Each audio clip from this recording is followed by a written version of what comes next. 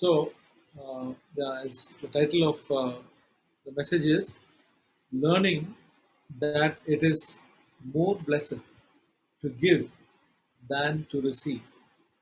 These are the words of Jesus. आज का जो विषय है वो है लेने से देना धन्य है। ये यीशु मसीह के वचन है और इसके बारे में हम सीखेंगे आज। So, the Apostle Paul was in Miletus, a place called Miletus, which is uh, in the present Turkey, or it was called at that time Asia. जो प्रेरित पौलुस हैं वो मिलेटस करके एक जगह में थे जो आज के तुर्की देश में है और प्राचीन काल में उसे एशिया कहा जाता था।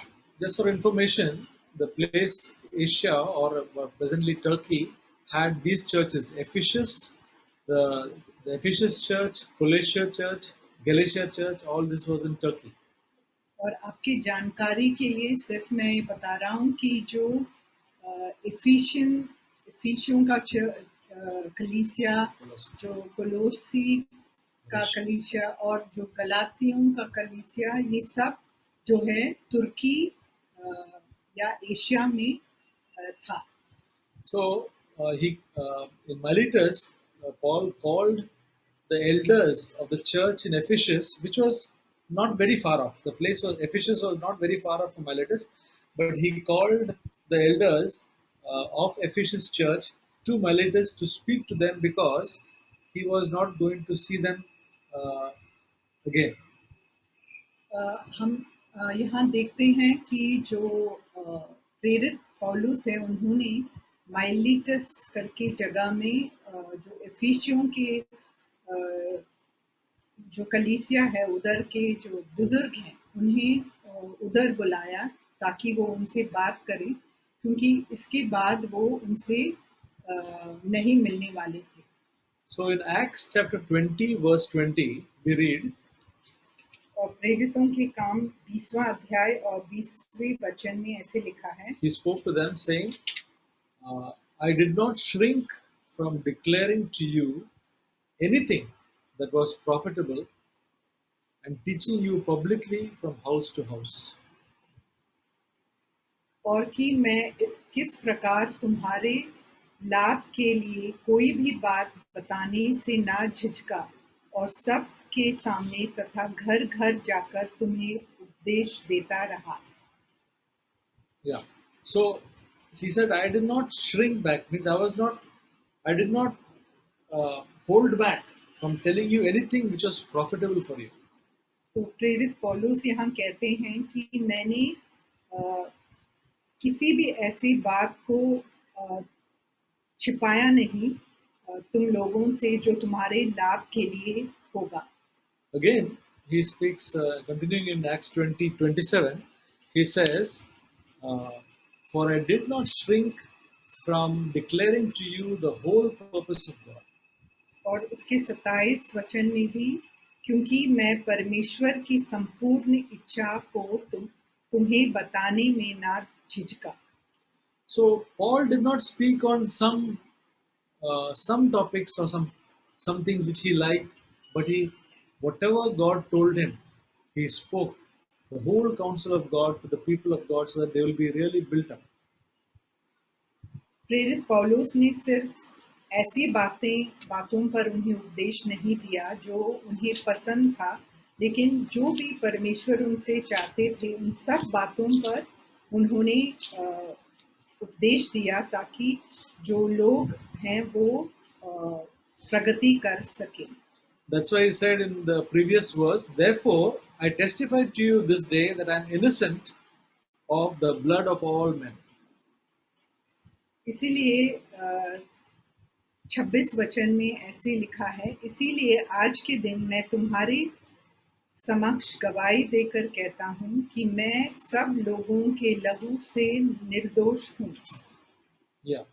So now the subject of today's message the subject of giving, the subject of giving in the Christian context, uh, the subject of giving in the Christian context is so misused these days. जो आज के दिन में जो हम ख्रिस्ती संदर्भ में देखते हैं तो देने के बारे में बहुत ही बुरी तरह से इस बात का इस विषय के बारे में इसका दुरुपयोग हुआ है.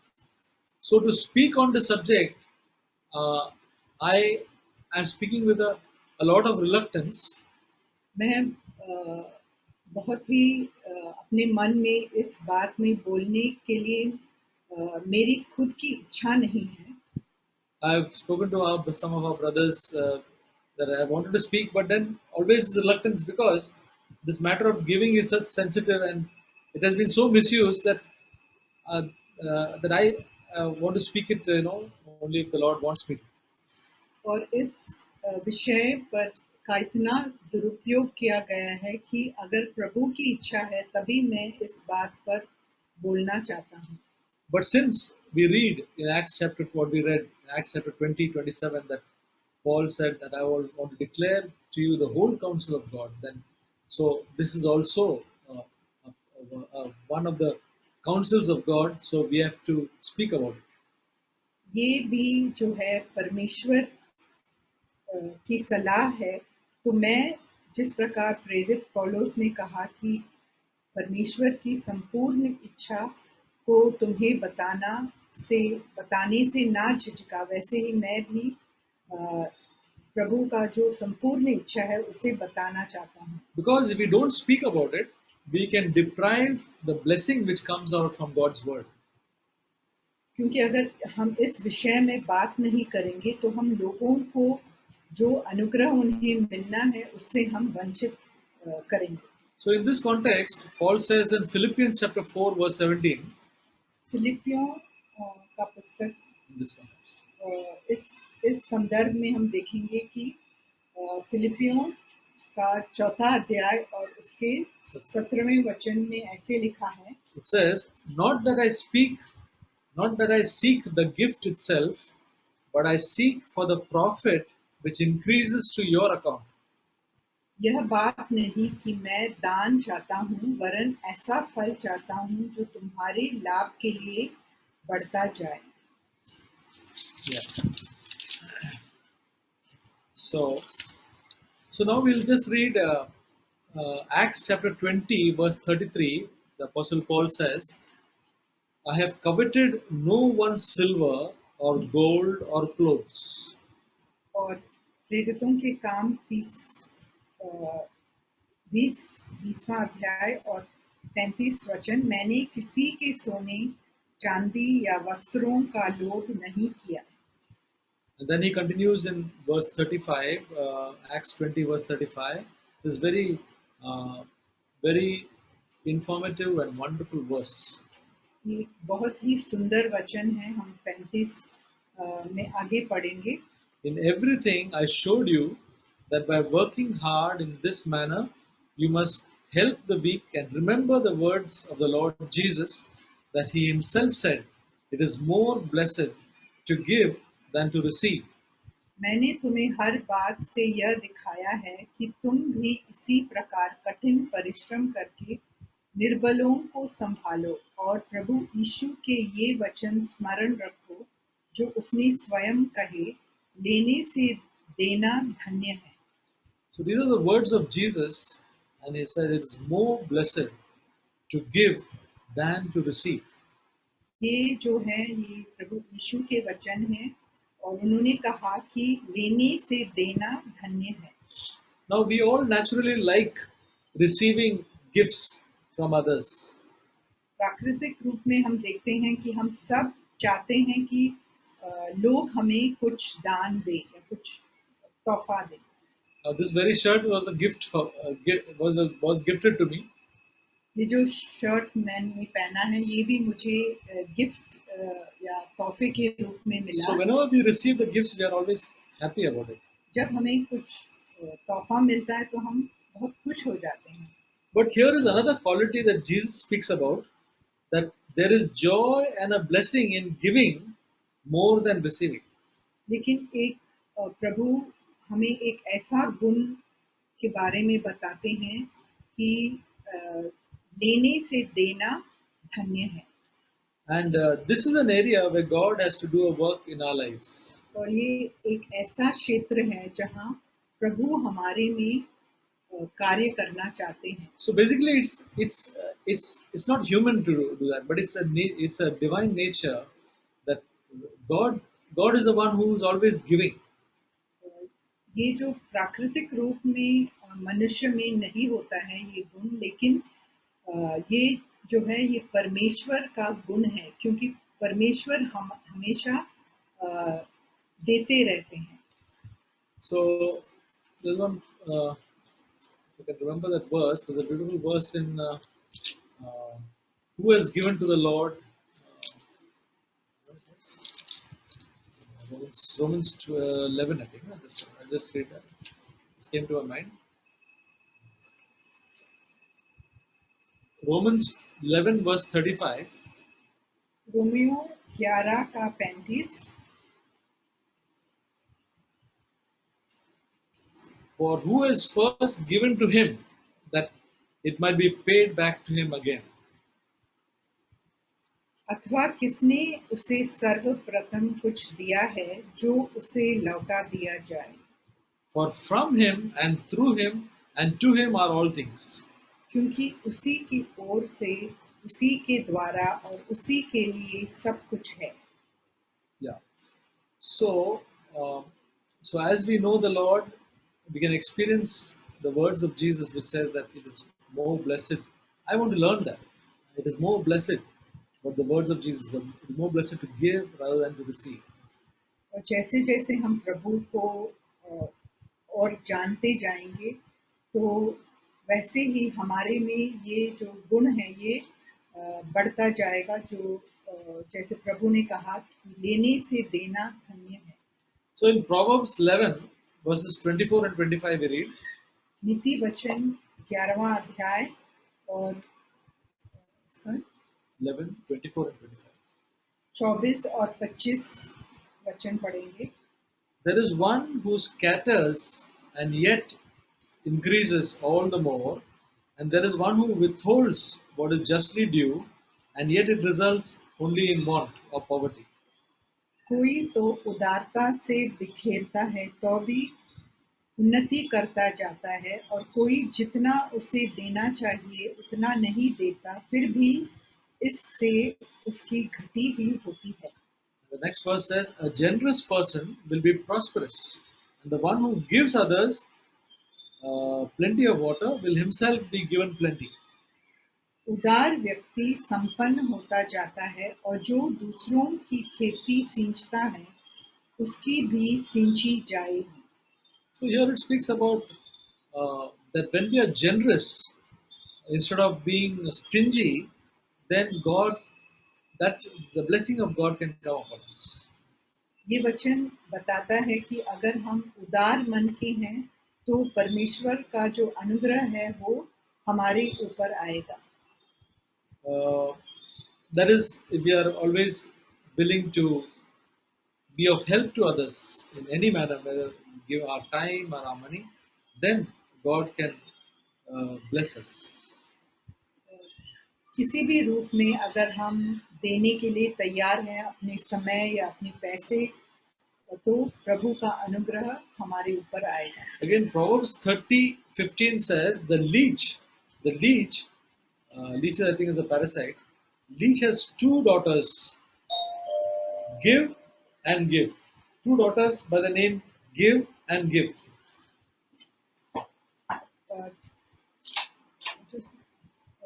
नीति वचन 30 का 15 में ऐसे लिखा है, जोंक की दो बेटियां हैं जो दे दे चिल्लाती है, तीन वस्तुएं कभी संतुष्ट नहीं होती, वरन चार हैं जो कभी बस नहीं कहती। Yeah. So now, just like there are chapters in the Bible on love, There is Corinthians 13, 1 Corinthians 13. Then there is on spiritual gifts, chapter 12 of Corinthians. On the tongue, there is in James chapter 3, I think. James chapter 3. Now, there are two chapters on the matter of giving in the Word of God. जैसे हम पवित्र शास्त्र में ऐसे अध्यायों को देखते हैं जहाँ अ, जो है प्रेम के बारे में, जैसा पहला कुरिन्थी 13 अध्याय और Gifts.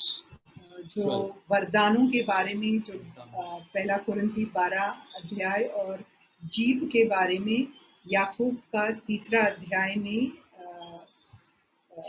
उसके बारे में लिखा है। So, वैसे ही देने के बारे में भी दो ऐसे अध्याय है। that is in 2 Corinthians chapter 8 and 9. It deals with the matter of giving. जो दूसरा कुरिन्थी उसका 8 और 9वां अध्याय देने के बारे में हमें सिखाता है। We must all read this, and it will be a blessing for us when we read this. हम सबको इसे पढ़ना चाहिए क्योंकि ये पढ़ने से हमें लाभ होगा। So we'll just look at that in 2 Corinthians chapter 8. You can turn your Bibles there. 2 Corinthians chapter 8, we'll just look at. It speaks about the churches in Macedonia. हम दूसरा कुरिन्थी 8वां और 9वां अध्याय देखेंगे, पढ़ेंगे।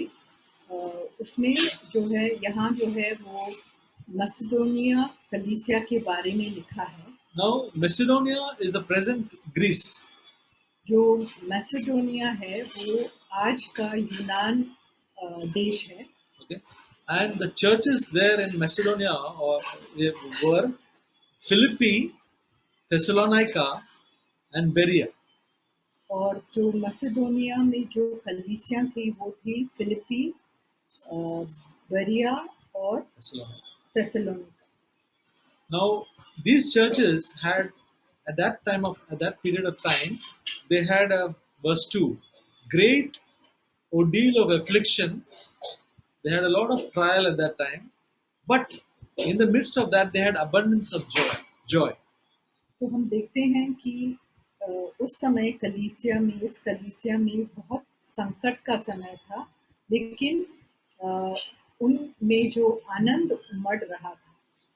And they also had shortage of the financial shortage they had at that time, but they were overflowing in wanting to help others who are in need.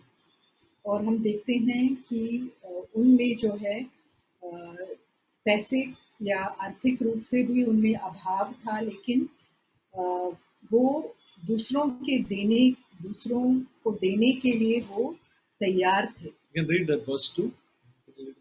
हम दूसरा वचन पढ़ेंगे। संकटों की कठिन परीक्षा में उनके अपार आनंद और घोर दरिद्रता के फलस्वरूप उनकी उदारता उमड़ पड़ी। So this is an amazing thing that this believers in Macedonia churches were, though they had great trials, they had joy, abundance of joy, and though they had financial difficulties, they were thinking of helping others who were in need. ये बहुत ही अद्भुत बात हम देखते हैं जो मैसेडोनिया की कलीसिया है, उसमें ये गुण है कि वो संकट के समय में भी उनमें आनंद उमड़ रहा था, और जब वो दरिद्रता में थे तब भी उनमें जो है उदारता उमड़ रही थी। Verse 3 says, "For I testify that according to their ability and beyond their ability, they gave of their own accord." तीसरे वचन में, मैं साक्षी देता हूँ कि उन्होंने अपनी शक्ति के अनुसार वरन क्षमता से भी अधिक अपनी इच्छा से दिया। And Paul says, they first gave themselves to God, and then they gave themselves to us. और प्रेरित पौलुस कहते हैं कि उन्होंने पहले अपने आप को परमेश्वर को दिया, फिर हमें भी दे दिया।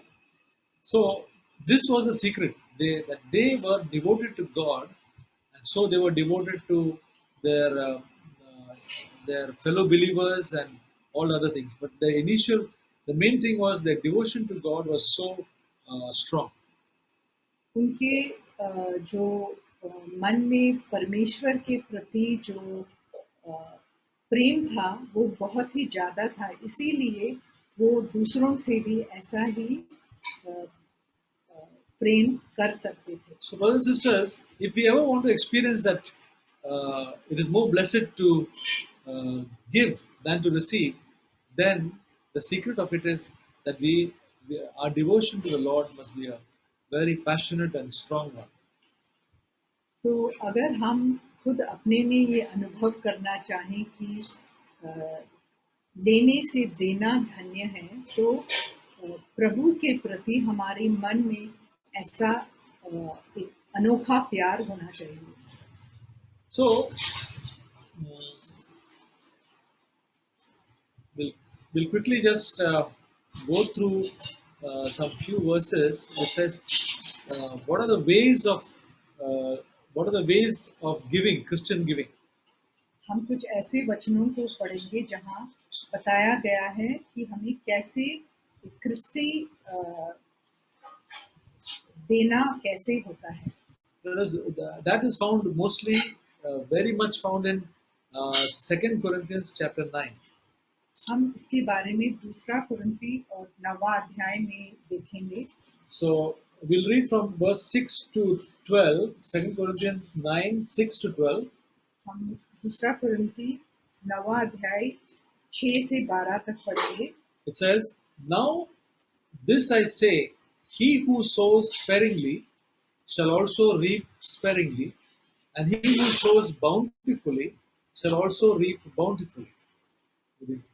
अब मैं यह कहता हूँ कि जो थोड़ा बोएगा वो थोड़ा ही काटेगा, और जो अधिक बोएगा वो अधिक काटेगा। So when I read this verse, I used to wonder. Most of the time, I used to think that, okay, if I sow sparingly, sparingly means less. Then if I sow less, then I will get less. And if I sow bountifully means more, then I will get more. This is what I thought. जब मैंने इस वचन को पढ़ा तो मुझे मेरी समझ में ये आया कि अगर मैं थोड़ा बोऊंगा तो मुझे थोड़ा वापस मिलेगा, और अगर मैं अधिक बोऊंगा तो मुझे अधिक वापस मिलेगा। But when I read the real meaning, one of the meanings of bountifully is with blessing. तो फिर जब मैंने इसके बारे में अध्ययन किया तो मुझे समझ में आया कि अधिक काटना का मतलब ये है कि अनुग्रह के साथ मिलना। That means if I sow means to give. If I give with blessing, then I will reap with a blessing. तो अगर मैं जो अनुग्रह के साथ देता हूँ तो मुझे अनुग्रह के साथ मिलेगा। So what is it opposite of so sparingly will mean that I am giving out of reluctance. You know, sparingly means I'm not giving with a full heart, but I'm calculating, and I'm giving with reluctance. So I will get with also with reluctance. तो अगर मैं थोड़ा बोने का मतलब क्या है, तो थोड़ा बोने का मतलब ये है कि मैं हिचकिचाकर ऐसे मापदंड कर कर मैं देता हूँ, तो फिर वैसे ही मुझे वापस भी मिलेगा। So a good example of this is the poor widow, which we find in the book of Mark. हम मरकुस के पुस्तक में उस जो गरीब विधवा के बारे में हमने पढ़ा है। So she put 2 small copper coins into the box, and that is all that she had, and she put the whole thing into that. हम देखते हैं कि जो उस विधवा के पास सिर्फ 2 ही सिक्के थे, लेकिन उसने उसे पूरा ही भेंट कर दिया। Whereas the many others, as Jesus was sitting and watching, Many others put large sums of money into that. लेकिन जब यीशु वहाँ बैठकर देख रहे थे तो उन्होंने देखा कि और जो लोग दे रहे थे वो बहुत ज्यादा पैसा दे रहे थे। So this woman had put bountifully because she put it with all her heart, and I believe that that woman, God would have really blessed in a way. God would have taken care of her life. और जो भी उस विधवा ने दिया उसने पूरे दिल से दिया, तो परमेश्वर का अनुग्रह अवश्य में उसके जीवन में आया होगा। Yeah. So then let us go to verse 7. It says, "Let each one do just as he has purposed in his heart." और 7वें वचन में ऐसे लिखा है, प्रत्येक जन जैसा उसने अपने मन में निश्चित किया है वैसा ही करे। And again it says, "Not grudgingly or under compulsion, but with, but for God loves a cheerful heart." ना कुढ़ कर और ना दबाव से, क्योंकि परमेश्वर हर्ष से देने वाले से प्रेम करता है। So this is a very important principle that we have to keep in mind, that we have to decide, and it's not out of compulsion, not grudgingly, but remember it should be bountifully from a heart that God should. We want to do it as a blessing. So whatever we decide, whatever we decide should be out of a bountiful heart. तो ये एक ऐसा सिद्धांत है जिस पर हमें ध्यान देना चाहिए कि हमें हिचकिचाकर नहीं या दबाव में आकर नहीं देने का, लेकिन पूरे दिल से देना चाहिए। So it says God loves a cheerful heart. क्योंकि यहाँ लिखा है कि परमेश्वर जो है वो खुशी से देने वाले से प्रेम करता है। Recently, I mean, I can tell you one example of a brother who gave something to the Lord, and he gave it online, and he wanted to know whether he received it, whether that was received. तो मैं एक उदाहरण में बताता हूँ कि एक भाई ने जो ऑनलाइन पैसे दिए और वो चाहता था कि वो जानना चाहता था कि वो पैसा मिला कि नहीं। And when it was informed to him that the money that he gave to the Lord was received, uh, he uh, in WhatsApp, you put your emotions. No? So he put a lot of clapping, and he put a lot of excitement in that. तो जब उन्हें पता चला कि जो पैसा मिला है तो वो बहुत ही उन्होंने बहुत ही खुशी दिखाया। जो व्हाट्सएप है उस पर उन्होंने जो खुशी का वो जो इमोजी होता है वो स्पष्ट किया उन्होंने। So that is an example of a cheerful giver. तो वो जो है एक हर्ष से देने वाले का उदाहरण है। Then it says in verse 8, God is able to make all. This verse is so wonderful. God is able to make all grace abound to you, that always, having all sufficiency in everything, you may have abundance for every good deed. और 8वें वचन में ऐसे लिखा है, और परमेश्वर सब प्रकार का अनुग्रह तुम्हें बहुतायत से दे सकता है, जिससे कि तुम सदैव सब बातों में परिपूर्ण रहो और हर भले कार्य के लिए तुम्हारे पास भरपूरी से हो। Now this verse has got so many adjectives. It says God is able to make all grace, then abound. Then it says all sufficiency. And then it says always. Then it says everything. Then it says abundance for every good deed. I mean, this verse is full of all adjectives about that God is going to do so many great things. तो हम इन वचनों में बहुत सारे विशेषण देखते हैं, जैसे लिखा है कि बहुतायत, सदैव परिपूर्ण, भले कार्य और भरपूरी। Yeah. So uh, it is not only money, but our time, our energy, our heart. When we give to the Lord with a bountiful heart, then God promises that He will bless us abundantly. सिर्फ हमारे पैसे ही नहीं, लेकिन हमारे समय के बारे में भी अगर हम पूरे दिल से प्रभु को देंगे तो प्रभु हमें बहुतायत से अनुग्रह देगा।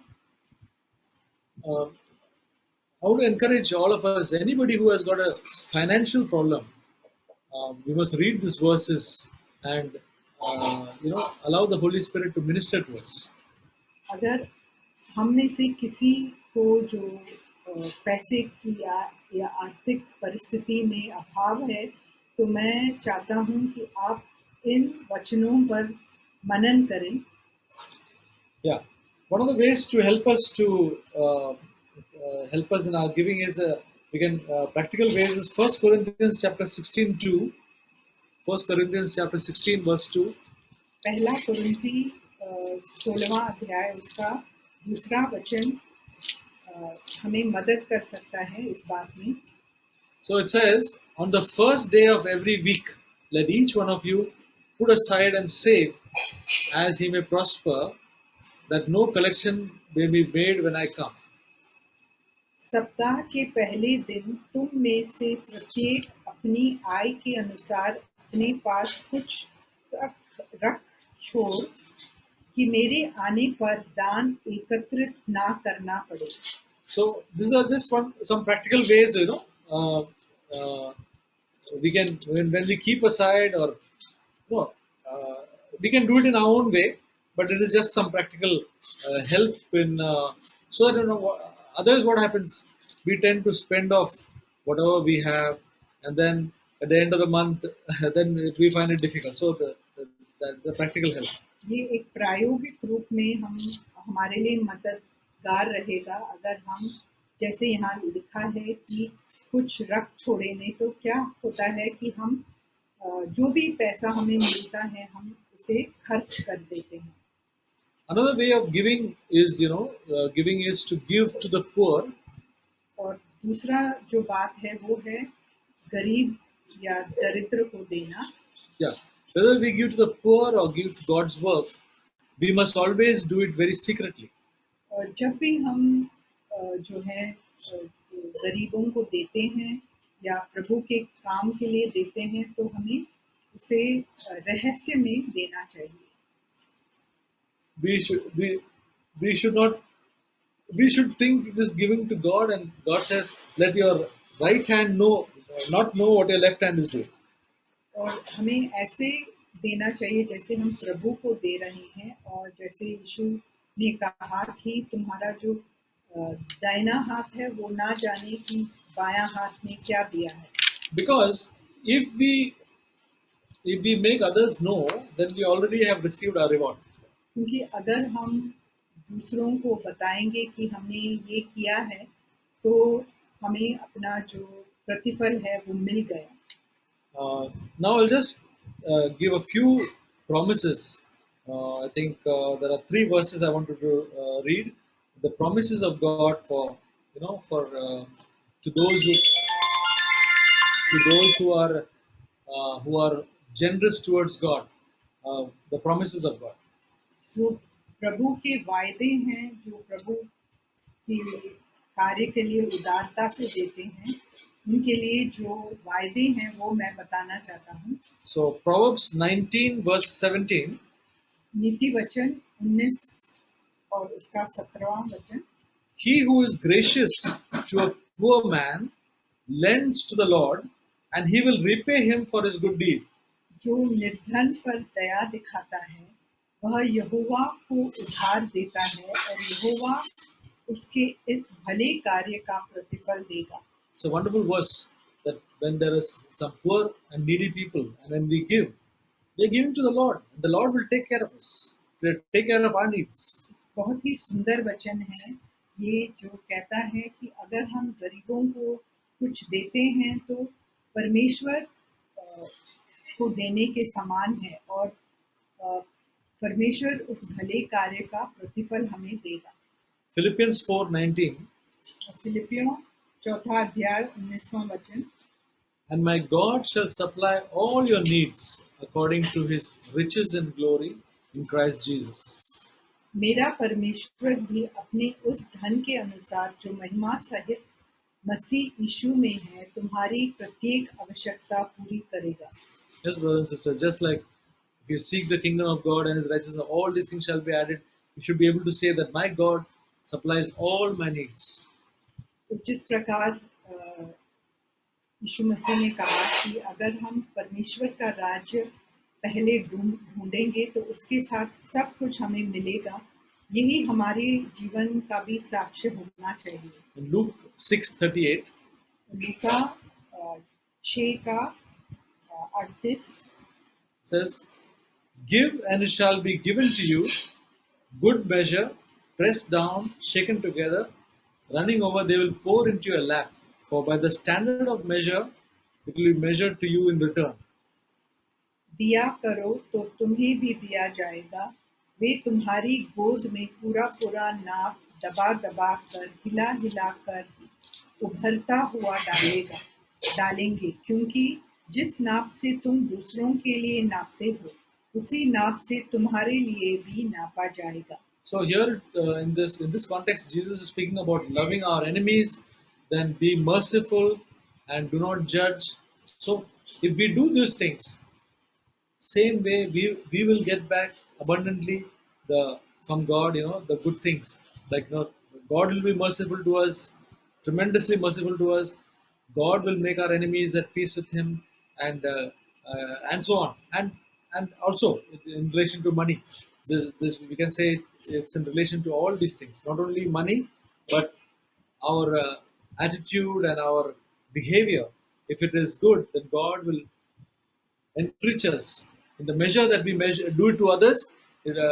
He will measure it to us. और यहाँ जिस संदर्भ में ये कहा गया है, हम देखते हैं कि प्रभु दया दिखाने के बारे में, हम अपने जो दुश्मन हैं उनसे प्रेम करने के बारे में और दूसरों के देने के बारे में प्रभु कहते हैं। तो जिस प्रकार हम उदारता से दूसरों के साथ ऐसा व्यवहार करेंगे तो प्रभु भी हमारे साथ ऐसा ही बर्ताव करेगा और भरपूरी में वो हमें वापस देंगे। So may, dear brothers and sisters, may the Lord help us to maybe be available to the Lord with a heart which is bountiful towards Him in every area of our life. That Jesus would be the foremost, and we can read these chapters and these, especially 2 Corinthians 8 and 9, and you know, just allow the Holy Spirit to work in our lives. हम जो हैं दूसरा कुरिन्थी का 8वां और 9वां वचन पढ़ें और पवित्र आत्मा से अपने दिलों में कार्य करने के लिए हम मौका दें, तो जो हमने आज सुना है वो प्रभु हमारे जीवन में कार्य करेगा। So may God guide and bless and encourage each one of us. तो प्रभु हमें हर बात में हमें आगे चलाएं और प्रभु का जो अनुग्रह है वो हमारे जीवन पर हो।